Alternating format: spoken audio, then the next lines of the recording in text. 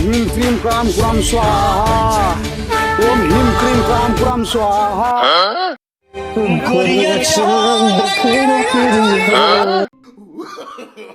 भैया कर भैंस तो धुआं कितना लागता रे। कौन सर्व चिल्लाता भैंसा खानी रे।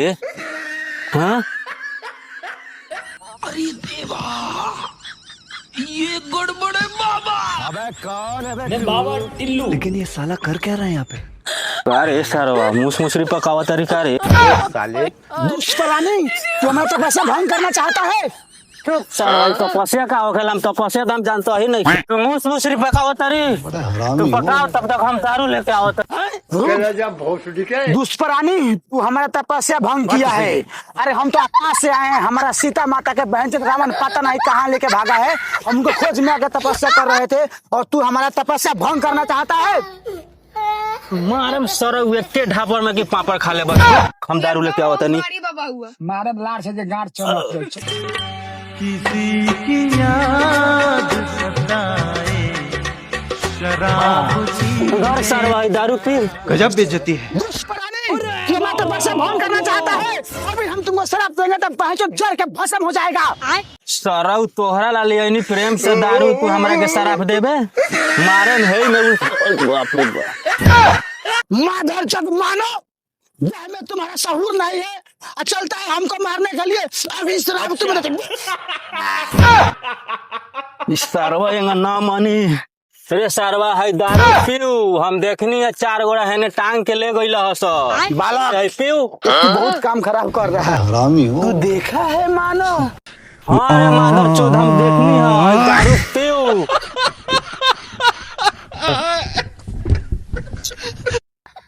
जो तो बालक कहाँ हमको भेज दिया रे माधर चो। कहाँ गया रे? माधर चौध दरुआ पी ले लखा रे। बउआ था केना से बोला था रे। सरवा तो बड़ी का।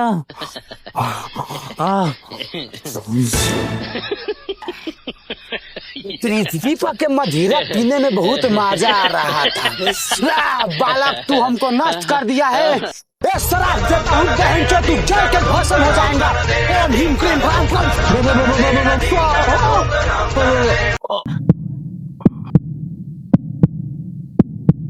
ये पृथ्वी पर के लोग हमरा के मदिरा पिया के हमार तपस्या भंग कर देले बा। अब अपना श्री राम प्रभु के हम कैसे मुंह देखाएं? चलता नहीं फोन करके बतावे उनका से।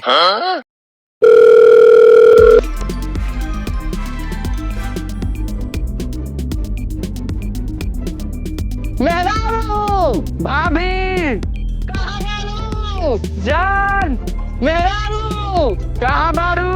मेहरारू, भाभी, कहाँ बारू? भाई लक्ष्मण, बोला भैया मऊगा।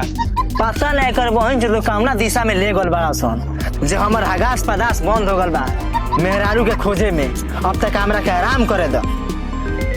इस सरवा ऋषि मुनि पगला गल बा, कितना खून कर देलो। सवाल के चक्कर में सब पगला गल बा। उठावा तो। हेलो। हाँ हेलो।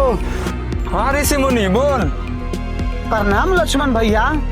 खुशी रह। तू कहाँ हुआ? अरे भैया सरवा ऋषि मुनि पगला गल बा। हाँ ऋषि मुनि, हमके पता चल गल बा जे 4 गो पापी ले जाके बालू के रेत में रख ले बाड़न सन। पता लागल बा? बस हम आवत हैं। अच्छा तू पुल पाओ, हमरे पुल पाओ तक सर। अच्छा पुल पर हुआ।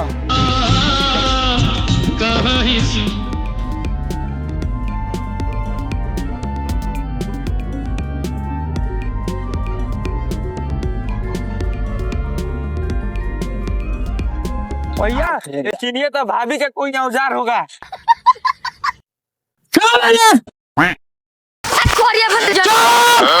तो पति मुझे हमरा शुक्र के बहन के नाक काट देले बा। तो के हमरा माल के रानी बनाम चल। अरे कोरिया कहां ले जल्दी छोड़। तो के लंका ले तनी अपना माल के रानी बना। एक के छठी में सारा रानी बनावल छोड़ दे। थू। कितना चुभने। अब कहां तू जाइबू? चल है ना। कोरिया नी कुतरा रक्षा तोड़ कहां ले जाता है? भैया रे लक्ष्मण एक और बहन जो दई तोरा भाभी के हम देने रहने जाए माला ना पाऊंगे सिनेमा रे दादा। चुप सारे भैया कलार रोत हुआ का भाभी। अरे साला यही बार लेके गोल बड़ा सा चल चल चल।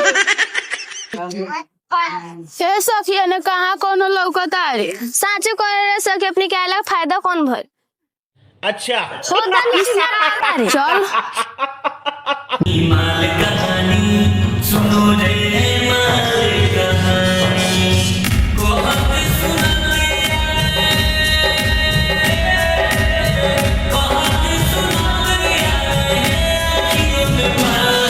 आई बा होते बाड़ी छ। अरे देवा, ये गड़बड़ है बाबा। ए ऊपर का ठीक करते नीचे आओ ना। ए हम नहीं खिस लौकत। अरे बाबा ना रे हम अभी उतरता नहीं। बवाल चीज है बे, साला सिस्टम मिल जाता है।